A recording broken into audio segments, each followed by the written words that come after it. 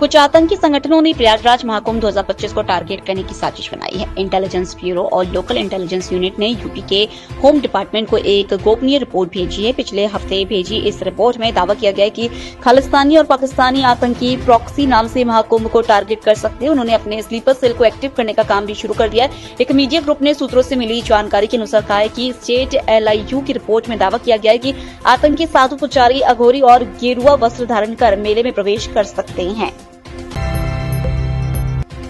केंद्रीय कृषि मंत्री शिवराज सिंह चौहान ने राजधानी के किसानों की स्थिति को लेकर दिल्ली की मुख्यमंत्री आतिशी को चिट्ठी लिखी थी। अब इसी चिट्ठी का जवाब देते हुए आतिशी ने कहा कि बीजेपी का किसानों के बारे में बात करना वैसे ही है जैसे दाऊद अहिंसा पर प्रवचन दे रहा हो। आतिशी ने कहा कि जितना बुरा हाल किसानों का बीजेपी के समय हुआ है उतना कभी नहीं हुआ है। महाराष्ट्र में शिवसेना सांसद संजय राउत ने एक बार फिर भाजपा और प्रधानमंत्री नरेंद्र मोदी पर निशाना साधा है। उन्होंने कहा, मेरे मन में संदेह है कि 2026 के बाद केंद्र सरकार बचेगी या नहीं। मुझे लगता है कि मोदी अपना कार्यकाल पूरा नहीं करेंगे और एक बार केंद्र सरकार अस्थिर हो गई तो इसका असर महाराष्ट्र पर भी पड़ेगा। पूर्व प्रधानमंत्री डॉक्टर मनमोहन सिंह का स्मारक बनाने के लिए जमीन आवंटन का काम शुरू हो चुका है। मीडिया रिपोर्ट के मुताबिक केंद्र सरकार ने स्मारक के लिए डॉक्टर सिंह के परिवार को कुछ जगहें सुझाई हैं। परिवार की तरफ से जगह का चुनाव हो जाने के बाद आगे की कार्रवाई शुरू की जाएगी। सूत्रों के मुताबिक गांधी नेहरू परिवार की समाधियों के नजदीक ही डॉक्टर सिंह का स्मारक बनाए जाने की संभावना है। केरल के कुन्नूर में बुधवार शाम को एक स्कूल बस पलटने से एक छात्र की मौत हो गई। 14 बच्चे घायल हैं। यह बस कुरमाथुर चिन्मय स्कूल की थी। स्कूल में छुट्टी के बाद बच्चों को घर वापस ले जा रही थी। पुलिस उतरते समय ड्राइवर ने बस का कंट्रोल खो दिया। बस तेजी से ढाल से नीचे उतरने लगी, तभी एक चौराहे के पास खंभे से टकराकर 2 बार पलट गई।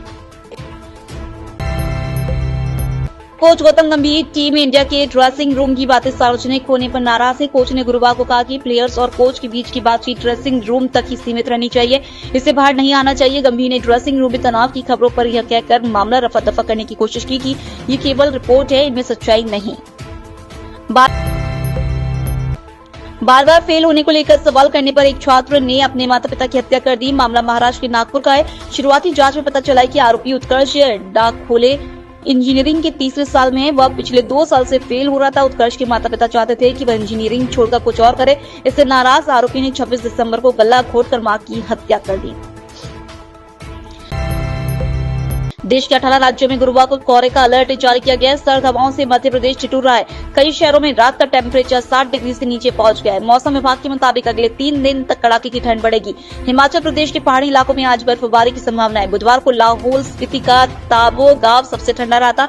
यहाँ तापमान -16.7 डिग्री सेल्सियस रहा। कश्मीर घाटी में भी गुरुवार दोपहर से तेज बर्फबारी शुरू होगी। डोडा में वाटरफॉल जम गया। यूरोपीय देश मोंटेनेग्रो में नए साल के मौके पर एक शख्स ने बार में फायरिंग कर अपने ही परिवार के सदस्यों समेत 10 लोगों की हत्या कर दी। मरने वालों में परिवार के अलावा बार के मालिक और उसके 2 बच्चे भी शामिल है। वहीं 4 लोग घायल भी हुए हैं। आरोपी हमलावर की पहचान 45 साल के आको मार्टिनोविक के रूप में हुई है, जो हमले के बाद मौके से फरार हो गया था।